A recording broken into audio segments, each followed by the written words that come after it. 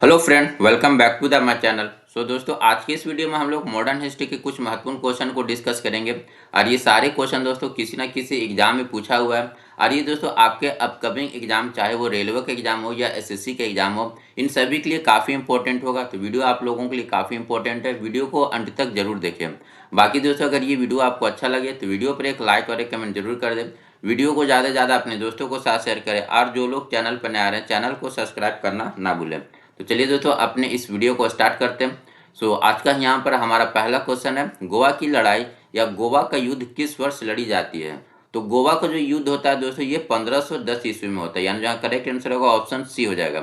बाकी दोस्तों, अगर आप लोगों को इसका पीडीएफ चाहिए तो पीडीएफ के लिए आप मेरे टेलीग्राम चैनल पर जुड़ जाइए, जिसका जो लिंक है वो डिस्क्रिप्शन में दिया हुआ है। पीडीएफ के लिए आप मेरे टेलीग्राम चैनल पर जुड़ जाइए, ठीक है। तो चलिए हम लोग अपने क्वेश्चन को डिस्कस करते हैं। तो यहाँ पर क्या था दोस्तों, गोवा का युद्ध ये कब लड़ा जाता है? तो गोवा का युद्ध जो है ये दोस्तों 1510 ईस्वी में लड़ा जाता है। अगर आपसे पूछ लिया जाए दोस्तों, ये जो गोवा का युद्ध होता है ये किसके किसके बीच होता है, ठीक है। तो गोवा का युद्ध दोस्तों 1510 ईस्वी में जो आपके पुर्तगाली गवर्नर थे अल्बुकर्क, ठीक है। जो पुर्तगाली गवर्नर थे अल्बुकर्क, और जो आपके बीजापुर के सुल्तान थे यूसुफ आदिल शाह, ठीक है। बीजापुर के सुल्तान यूसुफ आदिल शाह के बीच ये युद्ध 1510 ईस्वी में होता है। इस युद्ध में क्या होता है दोस्तों, जो आदिल शाह ये इनकी हार हो जाती है, ठीक है। आदिल शाह उनका हार हो जाता है, और फाइनली जो है पुर्तगालियों ने गोवा पर अपना कब्जा कर लेता है, ठीक है। तो ये पॉइंट को याद रखिएगा कि गोवा की लड़ाई के बाद जो है यूसुफ आदिल शाह हार जाते हैं, और पुर्तगालियों का जो कब्जा है गोवा पर हो जाता है। तो ये क्वेश्चन आपको इस तरह से भी फ्रेम हो सकता है कि गोवा पर जो है पुर्तगालियों ने कब कब्जा कर लिया? तो ये दोस्तों 1510 ईस्वी में, ठीक है। तो इस तरह से ये भी क्वेश्चन बन सकता है, तो इसे भी ध्यान में रखें। बाकी अगर इससे रिलेटेड कुछ और पॉइंट को याद रखिए। जैसे आपसे पूछा जाए दोस्तों कि पुर्तगालियों का जो राजधानी थी वो कहाँ थी, तो पुर्तगालियों की जो पहली राजधानी थी दोस्तों ये कोचीन में थी, ठीक है। पुर्तगालियों ने अपना राजधानी कहाँ बनाया था? कोचीन में। लेकिन जब गोवा का युद्ध होता है और गोवा पर जब पुर्तगाली का कब्जा हो जाता है, तो इसके बाद जो है इन्होंने अपनी राजधानी चेंज करके गोवा लेकर आ गए, ठीक है। अगर आपसे पूछा जाए कि गोवा को राजधानी शिफ्ट करने वाला पुर्तगाली गवर्नर कौन था, तो गोवा को राजधानी बनाने वाला जो पुर्तगाली गवर्नर था दोस्तों, ये नीनो डी कुन्हा था इनका नाम, ठीक है। नीनो डी कुन्हा, ठीक है। तो ये क्वेश्चन भी आपसे पूछा जाता है कि गोवा को अपना राजधानी बनाने वाला पुर्तगाली कौन था? नीनो डी कुन्हा, ठीक है। पुर्तगालियों से रिलेटेड कुछ और पॉइंट याद रखिए। जैसे आपसे पूछा जाए कि भारत आने वाला पहला पुर्तगाली कौन था, तो भारत आने वाला जो पहला पुर्तगाली था दोस्तों, आप सभी को पता होगा, इसका नाम वास्को डी गामा, ठीक है। भारत आने वाला पहला जो पुर्तगाली था ये कौन था? वास्को डी गामा था। और ये कब आया था भारत दोस्तों? वास्को डी गामा भारत कब आया था? 1498 ईस्वी में, ये पहली बार। और दूसरी बार कब भारत आया? तो 1502 ईस्वी में, ठीक है। तो ये दोनों डेट को याद रखिएगा, पहली बार ये 1498 में, उसके बाद फिर दूसरी बार 1502 ईस्वी में। उसके बाद पूछा जाए दोस्तों कि भारत का में जो है पुर्तगाली का पहला गवर्नर जनरल कौन था, तो ये फ्रांसिस्को डी अल्मेडा था, ठीक है। फ्रांसिस्को डी अल्मेडा जो है ये भारत का फ्रांसिस्को, ठीक है। फ्रांसिस्को डी अल्मेडा जो है ये भारत में पुर्तगालियों का पहला गवर्नर जनरल था। इसका भी नाम याद जरूर ध्यान में रखिएगा दोस्तों, फ्रांसिस्को डी अल्मेडा। इसका नाम आपका ब्लू वाटर पॉलिसी से रिलेटेड है। ब्लू वाटर पॉलिसी किसके द्वारा दिया गया था? तो ये जो ब्लू वाटर पॉलिसी है दोस्तों, ये आपका फ्रांसिस्को डी अल्मेडा के द्वारा दिया गया था। लेकिन आपसे पूछ लिया जाए दोस्तों कि भारत में पुर्तगाली शक्ति का वास्तविक संस्थापक कौन था, तो भारत में पुर्तगाली शक्ति का जो वास्तविक संस्थापक माना जाता है दोस्तों, ये अल्बुकर्क को माना जाता है, ठीक है। तो ये भी पॉइंट को आपको ध्यान में रखना। भारत में पुर्तगाली शक्ति का वास्तविक संस्थापक किसे माना जाता है? तो अल्बुकर्क को। ये सारे पॉइंट आप लोगों के लिए इंपॉर्टेंट है, तो इसे आप जरूर ध्यान में रखेंगे। नेक्स्ट क्वेश्चन देखते हैं। पुर्तगालियों के द्वारा श्रीलंका की खोज किस वर्ष की गई थी? तो पुर्तगाली के द्वारा जो है श्रीलंका की खोज किस वर्ष हुई थी दोस्तों? तो ये 1505 ईस्वी में, यानी जहाँ करेक्ट आंसर हो जाएगा ऑप्शन डी हो जाएगा। नेक्स्ट क्वेश्चन है, निम्नलिखित में कौन सा पुर्तगाली वायसराय था? या यहाँ पर ये क्वेश्चन पूछ रहा है दोस्तों कि भारत में पहला पुर्तगाली वायसराय कौन था? तो ये मैंने अभी आपको बताया, फ्रांसिस्को डी अल्मेडा, ठीक है।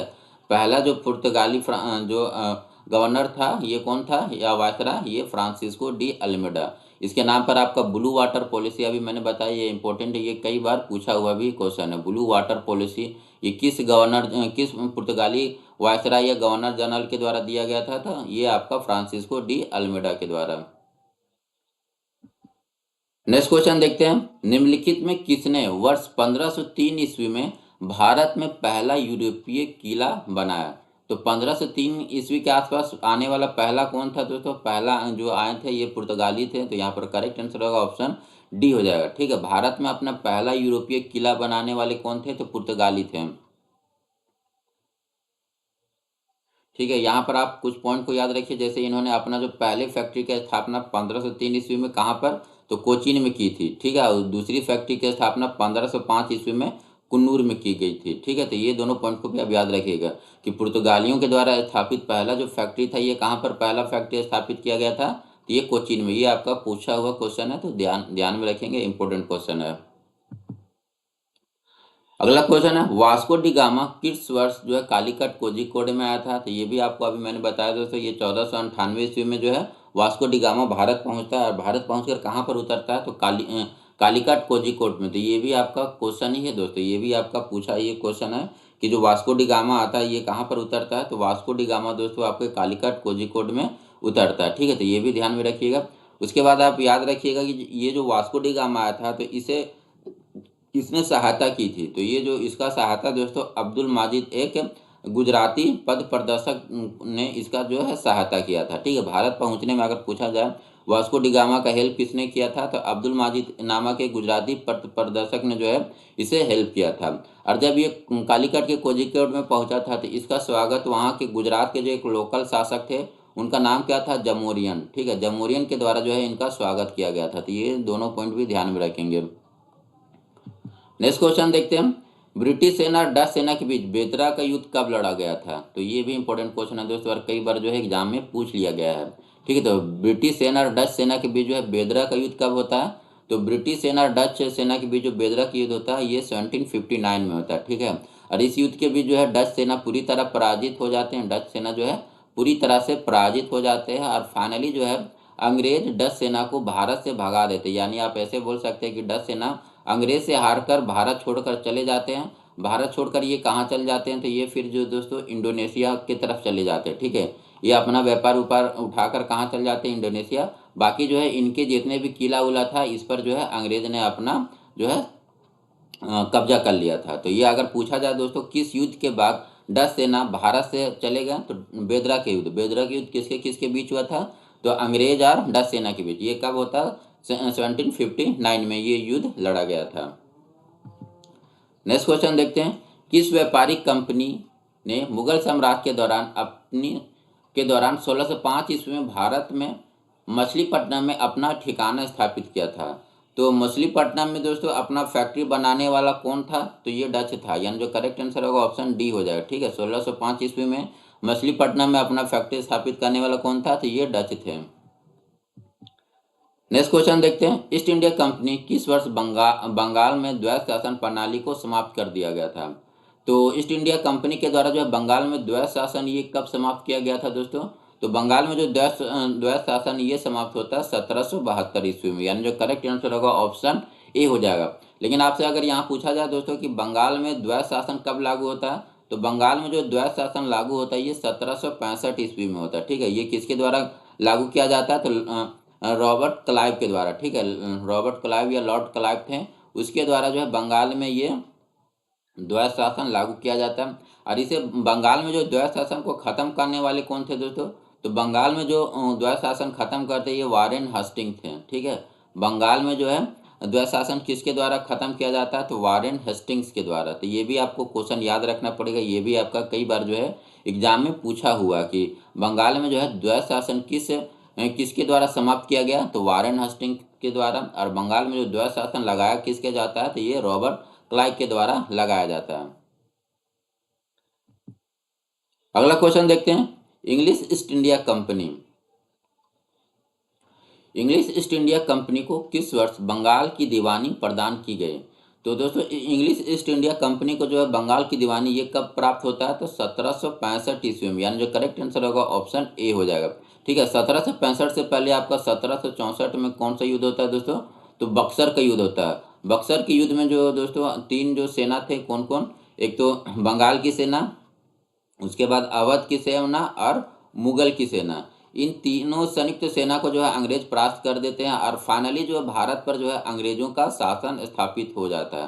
तो अगर आपसे पूछा जाए कि अंग्रेजों का शासन भारत पर किस युद्ध के बाद पूरी तरह से स्टार्ट हो गया, तो ये बक्सर का युद्ध ही था। ठीक है, इस युद्ध के बाद जो है भारत पर पूरी तरह से अंग्रेजों का जो है क्या हो जाता है, आधिपत्य हो जाता है, और यहाँ से जो है अंग्रेज अपना शासन करना स्टार्ट कर देते हैं। अब इसी युद्ध के बाद दोस्तों 1765 में जो है इलाहाबाद की संधि होती है। ठीक है, इलाहाबाद की संधि होती है अंग्रेज सेना और आपका मुगल सेना के बीच। ठीक है, अंग्रेज सेना और मुगल सेना के बीच इलाहाबाद की संधि होती है, और इसी संधि के दौरान जो है बंगाल का जो दीवानी किसको प्रदान कर दिया जाता है, तो अंग्रेजों को प्रदान कर दिया जाता है। ठीक है, आपसे कभी कभी ये पूछ लिया जाता है दोस्तों कि ये जो इस समय जो युद्ध हुआ था, ये बक्सर का युद्ध, तो इसमें अवध के तरफ से किसने भाग लिया था? तो अवध के तरफ से जो थे ये शुजाउद्दौला थे।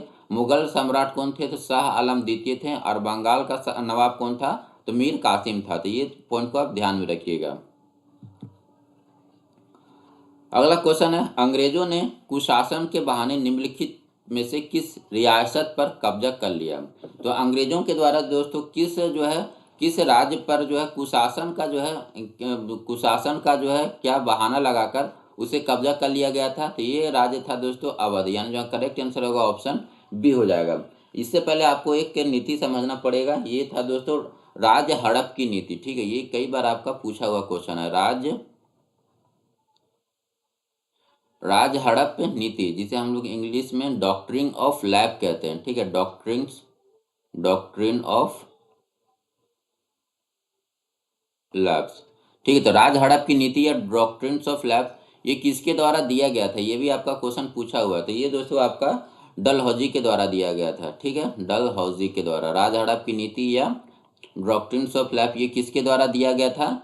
तो ये आपका डलहौजी के द्वारा दिया गया था। इस नीति के तहत दोस्तों कई राज्यों को हड़पा गया था। तो कौन कौन से राज्य जो है इस नीति के तहत हड़प लिया गया था, उसका नाम आप ध्यान में रखेंगे। इसके लिए आप एक शॉर्टकट याद रख लीजिए, ट्रिक SSB उज्जैन। ठीक है, SSB उज्जैन। तो अगर आपसे पूछा जाए राज हड़प नीति के तहत हड़पा गया सबसे पहला रियासत या राज्य कौन था? तो ये सबसे पहला रियासत या राज्य था दोस्तों ये सतारा। और इसे कब हड़प लिया गया था? 1848 ईस्वी में। फिर इसके बाद ये कौन सा हो जाएगा दोस्तों? तो ये हो जाएगा संभलपुर। ठीक है, ये दूसरा ऐसे क्या हो जाएगा? संभलपुर। इसे कब हड़पा गया था? 1849 में। उसके बाद बी से क्या हो जाएगा दोस्तों? बाघाट। ठीक है, बाघाट इसे कब हड़पा गया था? तो ये आपका 1850 में। उसके बाद यू से क्या हो जाएगा दोस्तों? तो यू से हो जाएगा उदयपुर। उदयपुर इसे कब हड़प लिया गया था? तो उदयपुर को दोस्तों 1852 में। ठीक है, इंपॉर्टेंट आपके लिए झांसी हो जाएगा। झांसी को कब हड़पा गया था? तो झांसी को दोस्तों 1853 में। ठीक है, ये याद रखिएगा, झांसी को जो है राज हड़प नीति के तहत कब हड़प लिया गया था? 1853 में। उसके बाद एन से क्या हो जाएगा? नागपुर। नागपुर को दोस्तों 1854 में। और जो सबसे लास्ट जो था जिसे हड़पा गया था राज हड़प नीति के तहत, ये था आपका दोस्तों अवध। अवध को कब? 1856 ईस्वी में। ठीक है, 1856 ईस्वी में। और उस समय जो है ये इसके नवाब कौन थे? कभी कभी ये भी क्वेश्चन पूछ लिया जाता है। तो ये आपके वाजिद अली शाह। ठीक है, वाजिद अली शाह उस समय इसके नवाब थे, वाजिद अली शाह। ठीक है, और इनकी पत्नी का नाम क्या था दोस्तों? बेगम हजरत महल। ठीक है, बेगम हजरत महल। आपको फिर पता होगा यही बेगम हजरत महल दोस्तों, इसी के वजह से फिर 1857 का जो सेना का युद्ध होता है इसमें ये भाग लेती है। ठीक है, तो बेगम हजरत महल 1857 से रिलेटेड है। तो ये सारे पॉइंट आप लोगों के लिए इंपॉर्टेंट है, जरूर ध्यान में रखेंगे। अगला क्वेश्चन है, यानडूब की संधि 1826 ईस्वी के माध्यम से ब्रिटिश ईस्ट इंडिया कंपनी के द्वारा निम्नलिखित में कौन सा क्षेत्र हड़प लिया गया था? तो यानडूब की संधि दोस्तों इसके तहत जो है किस किस क्षेत्र को हड़पा गया था? तो यांडूब की संधि दोस्तों, इसके तहत जो है असम को हड़प लिया गया था, यानी जो करेक्ट आंसर होगा ऑप्शन ए हो जाएगा। अब ये जो यांडूब की संधि दोस्तों, ये किसके समय होता है? तो ये लॉर्ड एम हस्ट के समय होता है, ठीक है, लॉर्ड एम हस्ट के समय। जो प्रथम आंग्ल बर्मा युद्ध होता है, ये कब से कब 1824 से लेकर 1826 के बीच लड़ा गया था। और इसी युद्ध के बाद दोस्तों कौन सा संधि होती है? यांडूब की संधि होती है। और इसी संधि में फिर क्या, असम क्षेत्र को अंग्रेजों के द्वारा हड़प लिया जाता है। तो ये सारे पॉइंट आप लोगों के लिए इंपॉर्टेंट है, सबको ध्यान में रखेंगे, ठीक है। जो यांडूब की संधि होती है लॉर्ड एम हस्ट के समय 1823 से 1848 तक ये रहता है। उसके बाद ये दोस्तों आपका जो इसी समय जो है प्रथम आंग्ल वर्मा युद्ध होता है, ठीक है। प्रथम आंग्ल वर्मा युद्ध कब से कब लड़ा जाता है? 1824 से लेकर 1826 में। जब इस युद्ध के बाद कौन सी संधि होती है? प्रथम आंग्ल वर्मा युद्ध के बाद कौन सी संधि होती है? तो यांडूब की संधि होती है। और यांडूब की संधि के समय जो है कौन सा क्षेत्र को हड़प लिया जाता है? तो ये आपका असम का क्षेत्र को हड़प लिया जाता है। नेक्स्ट क्वेश्चन देखते हैं। ब्रिटिश शासकों ने भारत पर लगभग कितने वर्ष तक शासन किया? तो ये तो काफी आसान क्वेश्चन है दोस्तों, ये तो सभी को पता है, 200। जो है ब्रिटिश का जो है एक्चुअल शासन कब से स्टार्ट होता है? तो एक्चुअल शासन ये आपका 1764 का जो बक्सर का युद्ध होता है उसके बाद, ठीक है। लेकिन उससे पहले एक और युद्ध होता है 1757 में, प्लासी का युद्ध। प्लासी का युद्ध से मैं ये दोस्तों अंग्रेजों का कुछ कुछ आंशिक रूप से जो है अधिपत्य होता है, ठीक है। प्लासी का युद्ध में जो है अंग्रेजों का आंशिक रूप से अधिपत्य होना स्टार्ट हो जाता है। और 1764 का जो बक्सर का युद्ध है, इसमें अंग्रेज जो है पूरी तरह से अपना आधिपत्य जमा लेते हैं। अगला क्वेश्चन है, मुगल सम्राट शाह आलम द्वितीय ने ईस्ट इंडिया कंपनी को बंगाल प्रांत का दीवान किस वर्ष नियुक्त किया? तो ये तो आपको पता है दोस्तों, अभी 1765 ईस्वी में जो है शाह आलम द्वितीय और आपका अंग्रेजी सेना के बीच इलाहाबाद की संधि होती है, ठीक है। इलाहाबाद की संधि 1765 में, और इसी संधि में जो है बंगाल की दीवानी अंग्रेज को प्राप्त हो जाता है। अगला क्वेश्चन है, भारत में 1617 ईस्वी में ब्रिटिश ईस्ट इंडिया कंपनी की व्यापार करने की अनुमति किसने दी थी? तो 1617 में कौन सा मुगल बादशाह था दोस्तों? तो 1617 में आपका जहांगीर आ जाता है, यानी करेक्ट आंसर होगा ऑप्शन डी हो जाएगा। नेक्स्ट क्वेश्चन है, ईस्ट इंडिया कंपनी ने 1608 ईस्वी में विलियम हॉकिंस को सूरत में एक कारखाना खोलने की अनुमति लेने के लिए किसके दरबार में भेजा था? ठीक है, ईस्ट इंडिया कंपनी ने जो है विलियम हॉकिंस को 1608 ईस्वी में जो है भारत में जो है कारखाना खोलने के लिए किसके दरबार में भेजा था? तो ये 1608 ईस्वी में कौन थे दोस्तों? तो ये जहांगीर, यानी जो करेक्ट आंसर होगा ऑप्शन डी हो जाएगा। क्या कि 1605 ईस्वी तक तो अकबर की मृत्यु हो जाती है, उसके बाद जहांगीर शासक बन जाता है। तो 1608 ईस्वी में जो है किसके दरबार में जो है कैप्टन हॉकिंस आया था? तो जहांगीर के दरबार में ये कैप्टन हॉकिंस आया था। अब इससे रिलेटेड कुछ और पॉइंट को याद रख लीजिए दोस्तों। जैसे ईस्ट इंडिया कंपनी का जो है विलियम हॉकिंस 1608 में जो है ये भारत आता है। उस समय जो है ये 1608 से वहाँ से चलता है, 1609 में जो है जहांगीर के दरबार में पहुँचता है, ठीक है। हॉकिंस अपने साथ जो है इंग्लैंड के राजा जेम्स प्रथम का पत्र और 25,000 स्वर्ण मुद्राएं लाया था, ठीक है। तो ये पॉइंट तो आप लोगों के लिए इम्पोर्टेंट है कि जो विलियम हॉकिंस था ये किसका राजदूत था? तो जेम्स प्रथम का ये राजदूत था, ठीक है। अब यहाँ पर जो जब ये विलियम हॉकिंस आता है दोस्तों, तो विलियम हॉकिंस ने जो है इसको कौन सी उपाधि दी थी जहांगीर ने? तो विलियम हॉकिंस को दोस्तों इंग्लिश खां की उपाधि दिया गया था, ठीक है। तो ये क्वेश्चन कई बार पूछा गया हुआ है आपका बीपीएससी के एग्जाम में, एसएससी का एग्जाम में और एनटीपीसी के एग्जाम में। ये जो है क्वेश्चन आप लोगों का कई बार पूछा हुआ कि इंग्लिश खां की उपाधि जहांगीर के द्वारा किसको दिया गया था? तो विलियम हॉकिंस को दिया गया था। और इसे कितने का जो है मनसब प्रदान किया गया था? तो 400 का जो है इसे मनसब प्रदान किया गया था। तो ये दोनों इंपॉर्टेंट पॉइंट है दोस्तों। लेकिन आपसे पूछा जाए ये मनसबदारी प्रथा किसके द्वारा स्टार्ट किया गया था? तो मनसबदारी जो प्रथा है दोस्तों ये आपका अकबर के द्वारा स्टार्ट किया जाता है, ठीक है। तो ये पॉइंट को याद रखिएगा कि विलियम हॉकिंस को 400 का मनसब और इंग्लिश खां की उपाधि किसके द्वारा दिया गया था? तो ये जहांगीर के द्वारा दिया गया था। अगला क्वेश्चन देखते हैं, ईस्ट इंडिया कंपनी ने पूर्व के साथ व्यापार का एकलौता अधिकार प्रदान करने वाला चार्टर्ड इंग्लैंड की शासक महारानी एलिजाबेथ प्रथम किस वर्ष प्राप्त किया? तो ये सीधा सीधे यहाँ ये क्वेश्चन, इसका मतलब ये है कि दोस्तों ईस्ट इंडिया कंपनी का जो स्थापना कब हुआ? तो ईस्ट इंडिया कंपनी का जो स्थापना होता है दोस्तों ये वर्ष 1600 ईस्वी में होता है। ठीक है, इससे आपका 2 क्वेश्चन 3 क्वेश्चन और पूछ सकता है। जैसे ईस्ट इंडिया कंपनी का जो स्थापना होता है उस समय महारानी कौन थी, तो एलिजाबेथ प्रथम। ठीक है, इनका नाम याद रखिएगा, एलिजाबेथ प्रथम। ईस्ट इंडिया कंपनी का जो स्थापना होता है 1600 ईस्वी में, उस समय महारानी कौन होती है, एलिजाबेथ प्रथम। अब भारत में उस समय किसका शासन चल रहा होता है, तो अकबर का। ठीक है, तो ये दोनों क्वेश्चन आपका इंपॉर्टेंट है। ईस्ट इंडिया कंपनी का स्थापना 1600 ईस्वी में, उस समय रानी कौन थी, एलिजाबेथ प्रथम। अब भारत में कौन शासक था, तो अकबर था। अगला क्वेश्चन है, निम्नलिखित में से किस ब्रिटिश ईस्ट इंडिया कंपनी की ओर से बक्सर युद्ध का नेतृत्व किया गया था। तो बक्सर का युद्ध दोस्तों ये हेक्टर मुर्नो ने नेतृत्व किया था। ठीक है, ये क्वेश्चन काफी इंपॉर्टेंट है। बक्सर का युद्ध ये किसके द्वारा नेतृत्व किया गया था, यानी जो आपका इंग्लिश सेना थी उसका नेतृत्व कौन कर रहे थे, हेक्टर मुर्नो। अब बाकी इधर से भारत की तरफ से 3 सेना लड़े थे। कौन कौन, एक तो अवध का, एक बंगाल का और एक आपका मुगल का।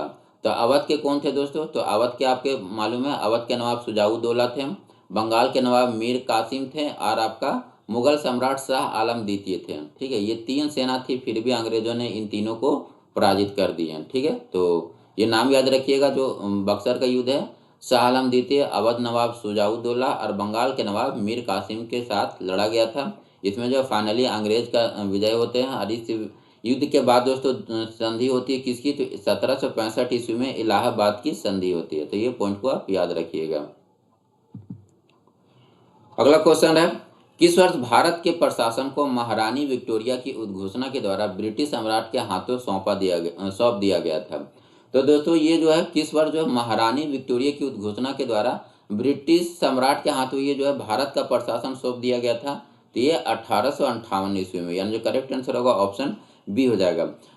1858 से पहले ये क्यों सौंपा गया था दोस्तों, क्योंकि 1858 से पहले 1857 में कौन सा युद्ध होता है, तो आपका 1857 का जो सेना क्रांति होता है। इस क्रांति ने दोस्तों ईस्ट इंडिया कंपनी को जो है पूरी तरह से हिलाकर रख दिया था। ठीक है, 1857 की जो सैनिक विद्रोह होता है, इस विद्रोह ने ईस्ट इंडिया कंपनी को पूरी तरह से हिला दिया। इसके वजह से दोस्तों भारत में कई चेंजेज हुए हैं। ठीक है, इस सैनिक विद्रोह के बाद क्या होता है दोस्तों, ईस्ट इंडिया कंपनी को जो है भारत में पूरी तरह से जो है समाप्त कर दिया जाता है। अब भारत का जितना भी अब प्रशासन है ये सीधा उठकर कहाँ चला जाता है, तो महारानी के हाथों में चला जाता है। ठीक है, भारत का जितना भी प्रशासन वाला है ये कहाँ पर उठकर चला जाता है, महारानी विक्टोरिया के हाथ में। तो आपसे ये क्वेश्चन पूछता है दोस्तों कि सैनिक विद्रोह के बाद जो है ईस्ट इंडिया कंपनी को किस वर्ष समाप्त कर दिया गया था, तो ये 1858 ईस्वी में।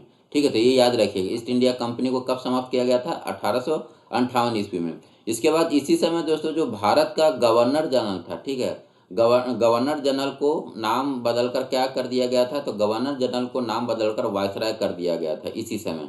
ठीक है, तो ये भी याद रखिएगा, 1858 ईस्वी में ही जो है गवर्नर जनरल को जो है अब वायसराय के नाम से जाना गया। अब पहला जो वायसराय बना कौन था दोस्तों, तो पहला जो वायसराय बना था ये कैनिंग था। ठीक है, तो ये भी याद रखिएगा, ये भी कई बार एग्जाम में पूछा हुआ है। ठीक है, तो पहला जो वायसराय था कौन था, कैनिंग था। नेक्स्ट क्वेश्चन देखते हैं, फ्रांसीसी यात्री फ्रांसवा बर्नियर किस वर्ष भारत आया था। तो बर्नियर जो है ये किस वर्ष जो है, फ्रांसीसी यात्री बर्नियर ये किस वर्ष भारत आता है, तो ये वर्ष 1656 ईस्वी में, यानी जो करेक्ट आंसर होगा ऑप्शन ए हो जाएगा। ठीक है, याद रखिएगा, फ्रांसीसी जो है ये फ्रांसीसी यात्री बर्नियर किस वर्ष जो है भारत आता है, तो ये 1656 ईस्वी में। और इस समय जो है बर्नियर का जो है दोस्तों किस मुगल शासक के साथ जो है अच्छा जो क्या बोलते हैं एक अच्छा रिलेशन था, तो दारा सिकोह के साथ। ठीक है, तो ये भी नाम याद रखिएगा। ठीक है, किस मुगल शासक के साथ जो है बर्नियर का अच्छा जो है रिलेशनशिप था, तो दारा सिकोह के साथ। ठीक है, नेक्स्ट क्वेश्चन देखते हैं। तो यहाँ पर दोस्तों हमारा ये सारा क्वेश्चन खत्म हो गया। आज हम लोग लगभग 20 क्वेश्चन किए हैं। एक और वीडियो लाएंगे जिसमें लगभग 30 क्वेश्चन और होगा दोस्तों। तो इस तरह से ये आपका 50 इंपॉर्टेंट मॉडर्न हिस्ट्री का क्वेश्चन आप लोगों का कंप्लीट हो जाएगा। और ये जो आपके आगामी आरपीएफ का एग्जाम होने वाला है या आपका एसएससी जीडी का एग्जाम होने वाला है, इसमें ये क्वेश्चन दोस्तों आपको काफ़ी हेल्प करेंगे। तो आप लोग दोस्तों वीडियो को अंत तक जरूर देख लीजिएगा। बाकी दोस्तों अगर ये वीडियो आपको अच्छा लगा हो तो वीडियो पर एक लाइक और एक कमेंट जरूर कर दीजिएगा। Thank you for watching this video.